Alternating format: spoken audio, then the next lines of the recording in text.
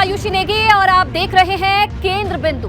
हर चुनाव अपने आप में खास होता है और इसकी अहमियत इस बात पर निर्भर करती है कि ये चुनाव कब हो रहे हैं। अगले साल लोकसभा का संग्राम होना है और इससे पहले यूपी में नगर निकाय चुनाव की लड़ाई हर दल की सियासी ताकत को तोलने वाली है और यही वजह है कि नगर निकाय चुनाव के लिए तमाम राजनीतिक दलों की रणनीति चर्चा के केंद्र बिंदु में है।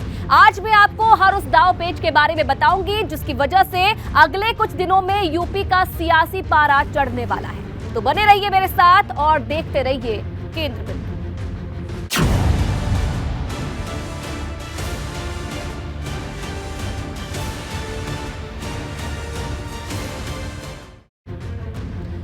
तो निकाय चुनाव से पहले ही भाजपा इसे जीतने की भविष्यवाणी कर रही है। उधर सपा और बसपा में आर पार की जंग शुरू हो गई है। वजह वोट बैंक पर कब्जे की कश्मकश है। वहीं कांग्रेस जमीन पर मजबूती से दो हाथ करने की बात कह रही है। छोटे छोटे दल भी निकाय चुनाव में आर पार का दम भर रहे हैं और इस लड़ाई के केंद्र में भले ही 17 नगर निगम और दूसरे नगर निकाय हो, लेकिन इसका संदेश काफी दूर तक जाने वाला है।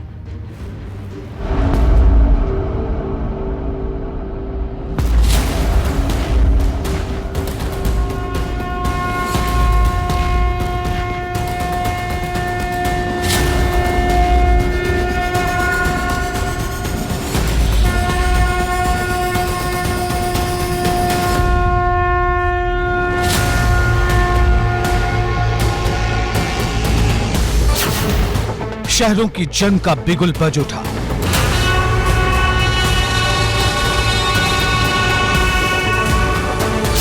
निकाय चुनाव के मैदान में योद्धा निकल पड़े।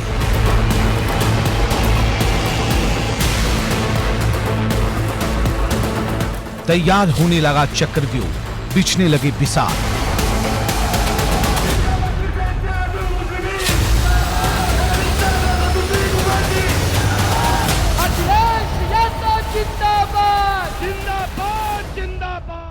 विरोधियों के किले पर सबसे बड़ा घात। हमें कमल खिलाना है, उत्तर प्रदेश को कमल की तरह खिलाना है। तो नगर निकाय में भी हमारी सरकार होगी तो ट्रिपल इंजन सरकार होगी। पहले बीजेपी इसलिए चुनाव करा रही है कि समाजवादी पार्टी जो बड़े महानगर वगैरह हैं इनमें कभी ज्यादा प्रभावी रही है। नेताओं की गूंज रही ललकार, अवध से पश्चिम, बुंदेलखंड से पूर्वांचल तक, आर या पार। हमारी चुनौती ये है कि हम पिछली बार से बेहतर करने के संकल्प के साथ जनता के बीच में जाएं। चुनाव होने दीजिए, इसी चुनाव में मालूम हो जाएगा कि कौन कहाँ। टुकड़ों में तो अब कोई भी नहीं बिखरा हुआ है, सारा विपक्ष एक जगह पर है। पुराने समीकरणों में उलट पुलट वाली तैयारी। शहरों के सरकार युद्ध में कौन किस पे भारी। और आप देखेंगे जब परिणाम आएगा बीजेपी प्रचंड बहुमत से जीतेगी। ये चुनाव क्या तय करेंगे, ये पूरी तरह एक शहर का मुद्दा होगा, एक शहर के सवाल पर चुनाव। जमीन पर सबसे बड़ी लड़ाई का बाजीगर कौन। निकाय के मैदान में महाभारत गर्जना। अखिलेश माया को योगी का सुनामी चैलेंज।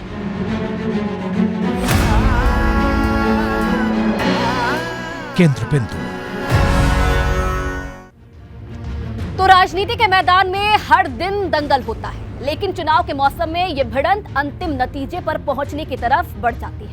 आखिर में जब मतदान होता है तो जनता अपने वोट से ये तय करती है कि उसकी नजर में सत्ता की बागडोर संभालने लायक कौन है। यानी असल बात वोटर्स का भरोसा जीतने की है और इसीलिए हर दल आखिरी दाव को पर्दे में रख रहा है। इसका मकसद ऐन चुनाव के वक्त पर विरोधियों को चौंकाना है।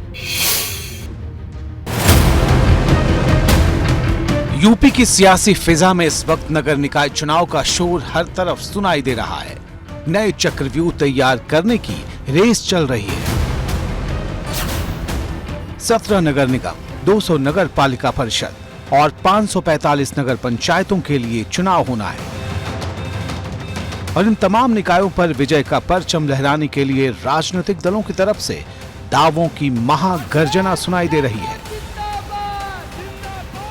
तैयारी धीमी रखें क्या? हमें कमल खिलाना है, उत्तर प्रदेश को कमल की तरह खिलाना है। तो नगर निकाय में भी हमारी सरकार होगी तो ट्रिपल इंजन सरकार हो जाएगी और ट्रिपल इंजन सरकार प्रदेश के विकास को एक नए मुकाम तक पहुंचाने का जो एक लक्ष्य है उस लक्ष्य को प्राप्त करें। चुनाव में उम्मीदवार का चयन, उनके सहयोगियों का चयन, यही सबसे बड़ी रणनीति होती है। प्रॉपर उम्मीदवार हों तो उसकी पूरी सही तरीके से तैयारी हमारी पार्टी में है। और जैसे ही चुनाव डिक्लेयर होते हैं, नॉमिनेशंस की डेट नोटिफिकेशन होता है, हमारे सारे उम्मीदवार डिक्लेयर कर दिए।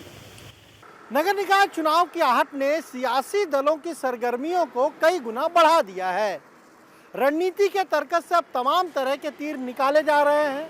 हर दल की कोशिश विरोधियों को चौंकाने की है, क्योंकि शहरों की ये जंग 2024 के लोकसभा चुनावों के ट्रेलर को दिखाने वाला है।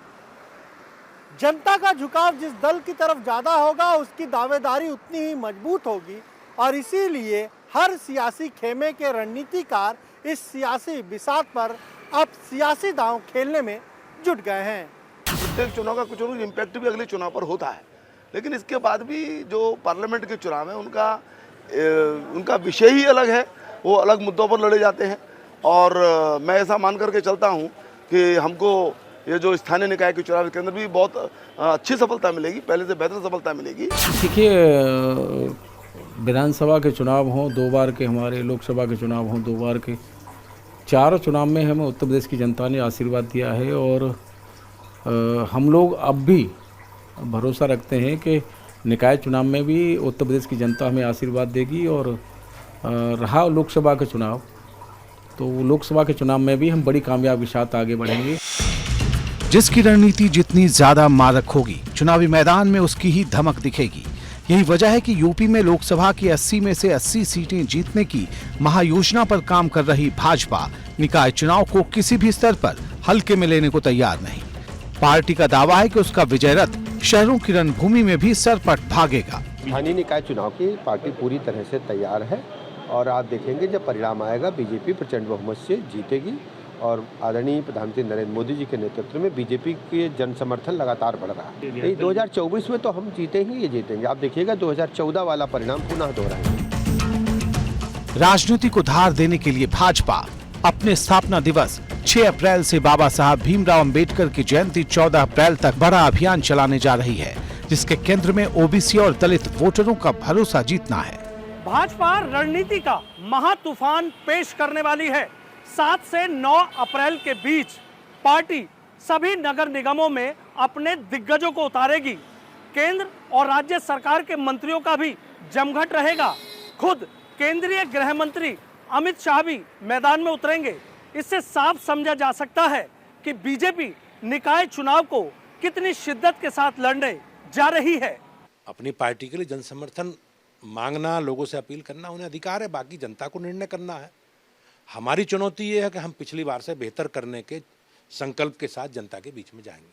हमारी पूरी तैयारी है। हमारा जो नीचे का सिस्टम है, वो वार्डों के प्रत्याशी, नगर पालिकाओं के प्रत्याशी, नगर पंचायतों के प्रत्याशी, मेयर के, सब पर हमारी टीम होमवर्क कर रही है। निकाय चुनाव को लेकर बीजेपी ने बड़ी रणनीति बनाई है। इसके तहत अगले सप्ताह से बीजेपी प्रदेश के सभी 17 नगर निगम में सामाजिक सम्मेलन का आयोजन करने जा रही है। इन सम्मेलन में केंद्रीय मंत्रियों के साथ ही राज्य सरकार के मंत्री भी शामिल होंगे।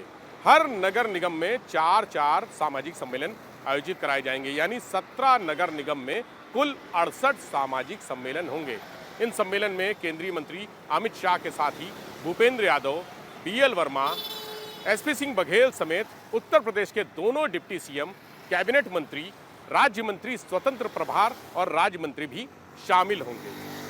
प्रबुद्ध जनों के साथ ही दलित और ओबीसी वोट बैंक को साधने के लिए बीजेपी की ये बड़ी तैयारी है। जाहिर सी बात है कि दोनों तरफ से जो पिछड़ों के वोट है उसकी पॉलिटिक्स हो रही है, तो जाहिर सी बात है सरकार इस सुकून में है कि ओबीसी आरक्षण के बाद ही चुनाव हो रहा है और उसको लेके सभी दल चाहे इस पक्ष के हों चाहे उस पक्ष के हों, दोनों संवेदनशील हैं। क्योंकि उसी पे भी बीजेपी पूरा अब की बार काफ़ी जोर दे के कर रही है, तो उसको ये बैठालने का प्रयास करेगी कि शहरी इलाकों में जहाँ वैसे भी बीजेपी का काफ़ी अच्छा होल्ड है, वहाँ पे ये पिछड़ी जातियों का इशू उभार के ये कोशिश कर रहे हैं कि अपनी एक कॉन्स्टिट्यूएंसी बिल्ड कर लें। एक तरफ बीजेपी की नज़र ओबीसी वोट बैंक पर है, तो दूसरी तरफ समाजवादी पार्टी की कोशिश है कि कैसे बीएसपी का दलित वोट बैंक वो अपने पाले में ला सके। इसीलिए अखिलेश यादव ने कांशीराम की मूर्ति के अनावरण का दांव चला है। अब मायावती ने इसे नाटकबाजी करार दिया है। बीएसपी सुप्रीमो मायावती का साफ तौर पर कहना है कि दरअसल सपा का जब राज रहा तो उसे कांशीराम के नाम से ही नफरत थी और इसीलिए उनके नाम पर जिन संस्थानों का भी नाम रखा गया, समाजवादी पार्टी सरकार ने उन सारे नामों को बदल डाला। कैमरा जितेंद्र के साथ अनुभव शुक्ला, एपी गंगा, लखनऊ। साफ है कि निकाय चुनाव को लेकर अभी तल्खी और भी बढ़ने वाली है क्योंकि संग्राम करीब है। ओबीसी आरक्षण से निकाय चुनाव होने चाहिए थे और अब वो सही तरीके से हो भी रहे। ओबीसी का उनको हक मिलना चाहिए।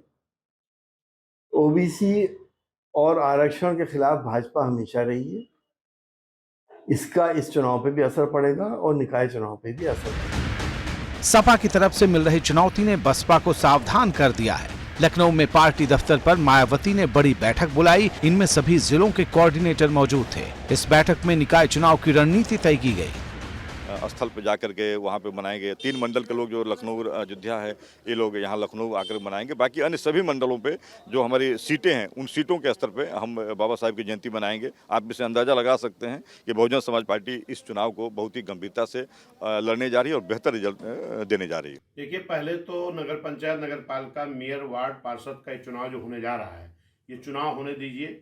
इसी चुनाव में मालूम हो जाएगा कि कौन कहाँ पे है। बहुजन समाज पार्टी की बड़ी मजबूत तैयारी है। इस चुनाव में भी बहुजन समाज पार्टी एक बड़े दल के रूप में जीत करके आएगी।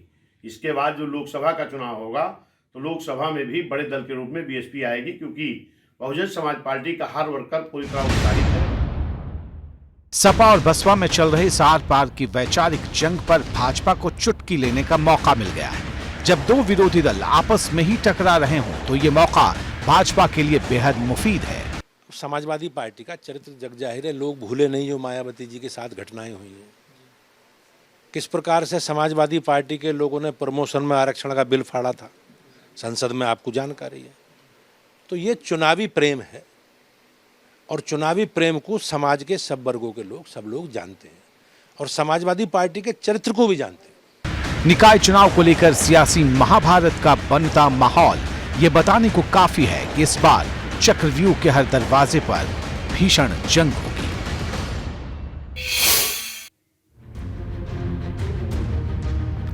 तो केंद्र बिंदु में भले ही निकाय चुनाव हो, लेकिन असल में ये मुकाबला लिटमस टेस्ट की तरह है, जिसमें हर दल की रणनीति की परीक्षा होनी है। इस चुनाव में ये तय होगा कि पब्लिक की नजर में सबसे असरदार मुद्दा कौन सा है और इसीलिए ओबीसी कार्ड से लेकर हिंदुत्व के कार्ड तक को आजमाया जा रहा है। और इसीलिए समाजवादी पार्टी लोहियावाद के साथ ही अंबेडकरवाद को भी अपना आदर्श बता रही है और यही वजह है कि मायावती ने अखिलेश पर पलटवार में देरी नहीं की और सपा को नाटकबाज से लेकर पैंतरेबाज तक बता डाला।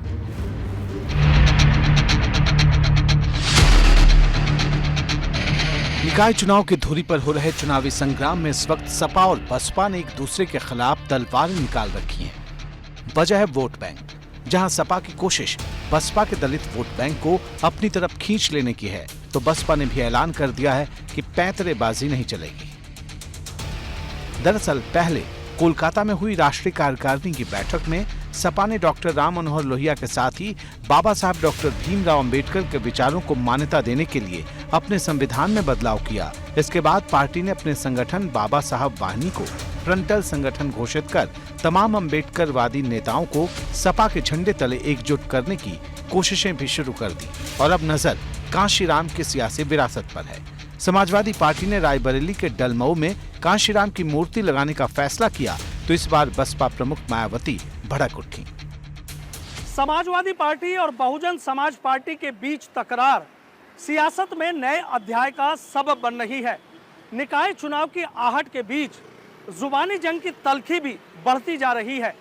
अखिलेश यादव के कांशीराम वाले दाव के बाद खुद मायावती का पलटवार ये बताने के लिए काफी है कि वो ईंट का जवाब पत्थर से देने की तैयारी में है।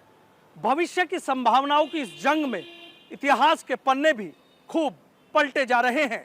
ये विपक्ष टुकड़ों में नहीं बिखरा है। उत्तर प्रदेश में सशक्तशाली विपक्ष माननीय अखिलेश यादव जी हैं। ये टुकड़ों में नहीं है। उत्तर प्रदेश में, अन्य प्रदेशों में भी विपक्ष है, वो सशक्तशाली है। और यही सशक्तशाली जिनको टुकड़े बता रहे हैं, यही टुकड़े मिलके बीजेपी के टुकड़े टुकड़े हो जाएंगे। यूपी की राजनीतिक जमीन पर इस वक्त नए समीकरण की फसल तैयार करना आसान नहीं है, लेकिन इसकी कोशिश हर तरफ से हो रही है। कोशिश के क्रम में एक तरफ पुराने वोट बैंक को एक्सटेंशन करने की कवायद चल रही है, तो वहीं दूसरी तरफ नए वर्गों को किस तरह से जोड़ा जाए, इसको लेकर भी रणनीति तैयार हो रही है। और यही वजह है कि अखिलेश यादव लगातार लोहियावादियों, अंबेडकरवादियों को एकजुट होने की अपील कर रहे हैं, और उनकी ये अपील का आक्रामक अंदाज बसपा के लिए सबसे बड़ा अलार्म साबित हो सकता है। बसपा का दावा है कि स्थानीय निकाय चुनाव में न तो सपा और न ही भाजपा की गोटी लाल होगी, क्योंकि लोग सिर्फ बसपा के पाले में वोट करेंगे। चाहे वो मुस्लिम समाज का हो, अल्पसंख्यक समाज का, चाहे पिछड़ा समाज, पिछड़ा समाज, चाहे SC ST समाज, और चाहे न्यायपसंद ब्राह्मण क्षत्रिय वैश्य समाज के लोग हों, सारे लोगों के एक विकल्प के रूप में बहुजन समाज पार्टी दिखाई पड़ रही है। क्योंकि भारतीय जनता पार्टी जब आई थी तो वादा करके आई थी कि महंगाई कम करेंगे, नौजवानों को रोजगार देंगे, स्मार्ट सिटी बनाएंगे, बुलेट ट्रेन बनाएंगे, विदेश का काला धन लाएंगे। ये कुछ नहीं किया। भाजपा को घेरने के लिए भले ही तमाम विरोधी दल दम दिखाने को बेताब हों, लेकिन आपस में एकजुटता को तैयार नहीं। सपा, बसपा और कांग्रेस सब अपनी अपनी ताकत पर मैदान में उतरने की तैयारी में है, और दावा है कि जीत तो हमारे ही कदम चूमने वाली है। छोटे दल के लोग हों चाहे बड़े दल के लोग हों, आएँ यात्रा में शामिल होकर के लोकतंत्र को बचाने की लड़ाई लड़ें। ये राहुल जी ने पहले ही कहा था, आज भी कह रहे, आज भी हमारा यही कहना है, हमारे नेताओं का यही कहना है, चाहे राहुल जी हों चाहे खड़गे जी हों, हमारा जो राष्ट्रीय नेतृत्व है इस बात को जगह जगह कह रहे हैं कि अगर लोकतंत्र को बचाने वाले छोटे बड़े दल साथ में आते हैं तो लोकतंत्र बचाया जा सकता है। जो भारतीय जनता पार्टी का गठबंधन है, NDA कहलाता है, इन दोनों के बीच सीधा मुकाबला होगा। जो इन दोनों गठबंधन का सदस्य नहीं होगा वो कहीं दूर रह जाएगा, मुख्य मुकाबले में आ ही नहीं पाएगा। तो मेरा इतना कहना है कि जो भ्रष्टाचार है, महंगाई है, बेरोजगारी है, अब इसका फैसला चुनाव में भाजपा के विपरीत जाएगा।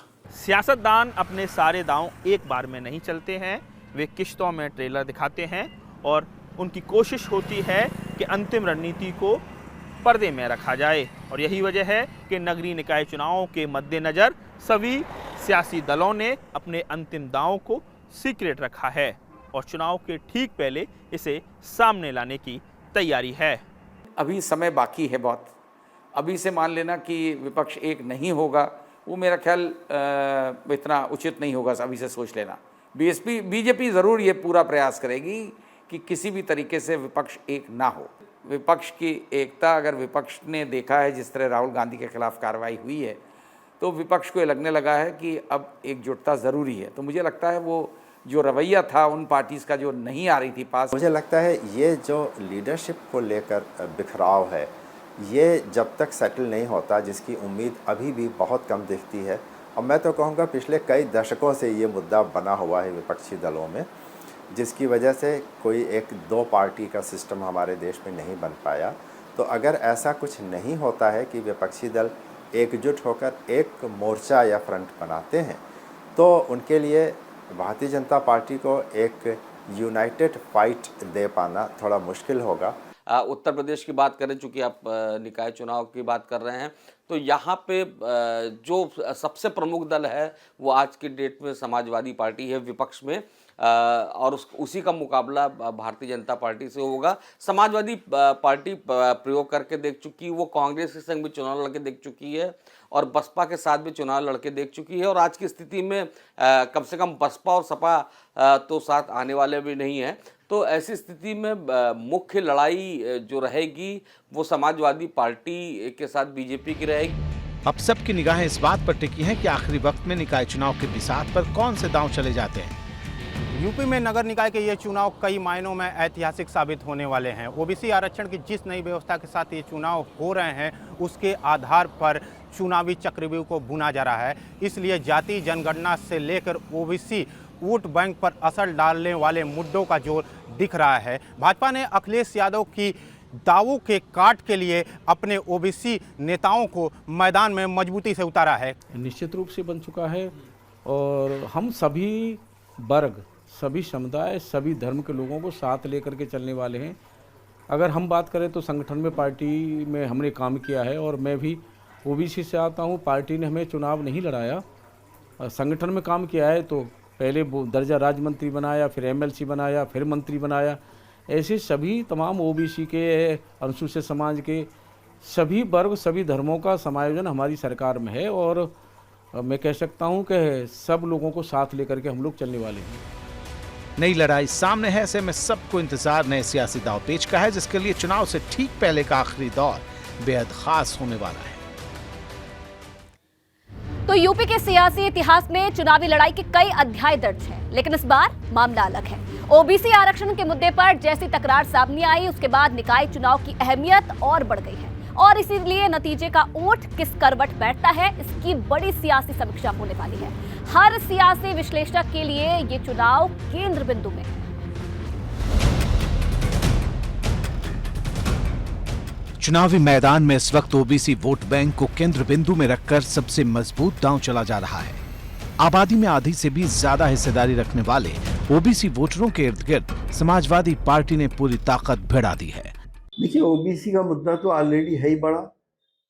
हिंदुस्तान के अंदर तकरीबन आधी आबादी ओबीसी की है, जो नेग्लेक्ट किए गए, जिनको पीछे छोड़ दिया गया। सारा विपक्ष उसको ऊपर लाना चाहता है और ओबीसी भी विपक्ष के साथ खड़े हुए नजर आ रहे हैं। बहुत बड़ा मुद्दा भी बनने जा रहा है और नतीजे इस बात को बताते हैं। वहीं भाजपा धीरे धीरे अपनी रणनीति के जाल को इतना मजबूत करने में जुटी है जिससे विरोधी से काट न पाए। इसके लिए 8 दिन के महाअभियान को आगे बढ़ाया जा रहा है।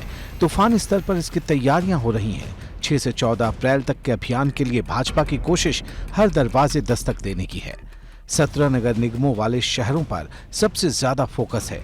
हर जगह 4 सभाएं यानी कुल 68 सम्मेलन किए जाएंगे।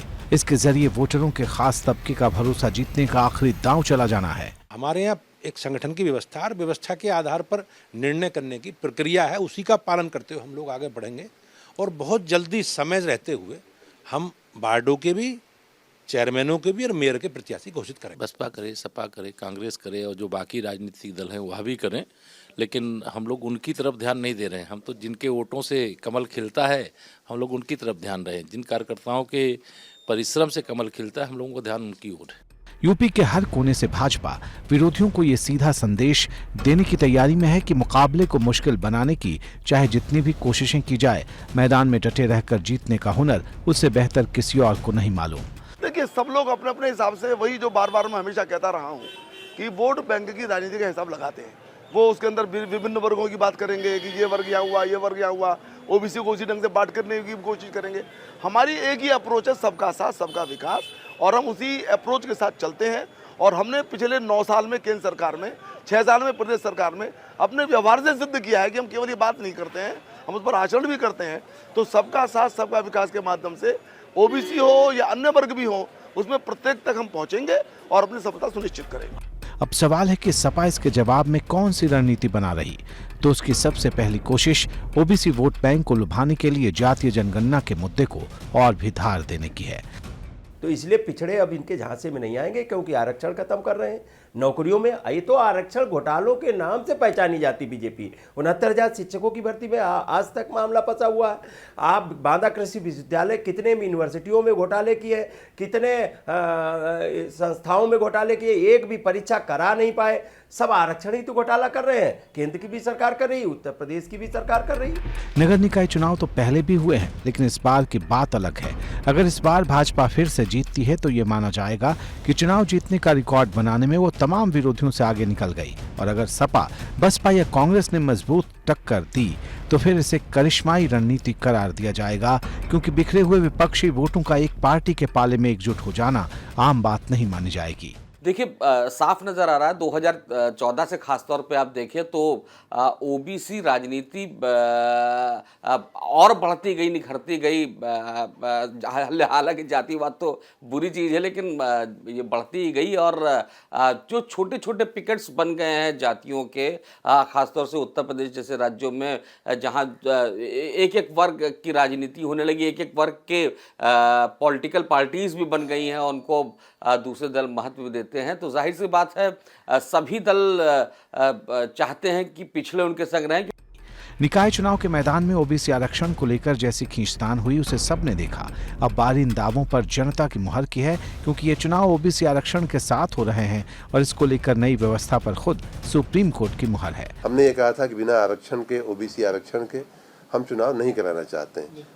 उस बात को स्वीकार करते हुए माननीय सुप्रीम कोर्ट ने जल्दी आयोग की रिपोर्ट आने की सूचना दिया था। आयोग की रिपोर्ट हमें प्राप्त हो गई मार्च महीने में 9 तारीख को, और उसे हमने सुप्रीम कोर्ट में प्रस्तुत किया। सुप्रीम कोर्ट ने उसे मान्य किया। निकाय चुनाव की महागर्जना के बीच बसपा और कांग्रेस की रणनीति पर भी नजर डालना कम दिलचस्प नहीं, क्योंकि दोनों ही दलों को पता है कि चुनौती काफी अहम है और कामयाबी का छोटा ग्राफ 2024 के मुकाबले में अपनी दावेदारी को मजबूत नहीं कर पाएगा।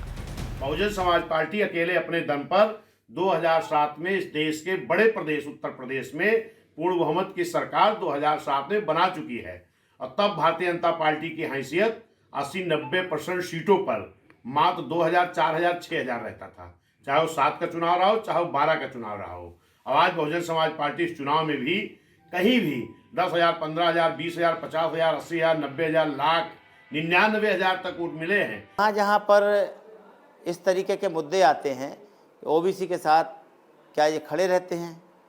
हाँ, वोट के लिए तो इनको रहता है कि वोट हम कैसे अरेंज कर रहे हैं। जैसे आज शेड्यूल कास्ट के वोट की बात है, बाबा साहब अम्बेडकर का फोटो तो लटका लेंगे बैनर में भी, मीटिंग में भी।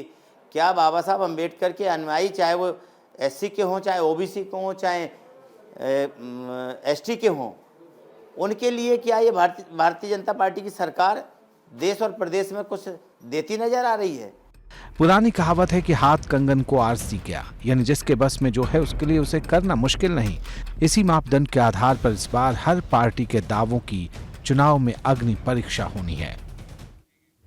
और इसी रिपोर्ट के साथ केंद्र बिंदु में आज के लिए बस इतना ही।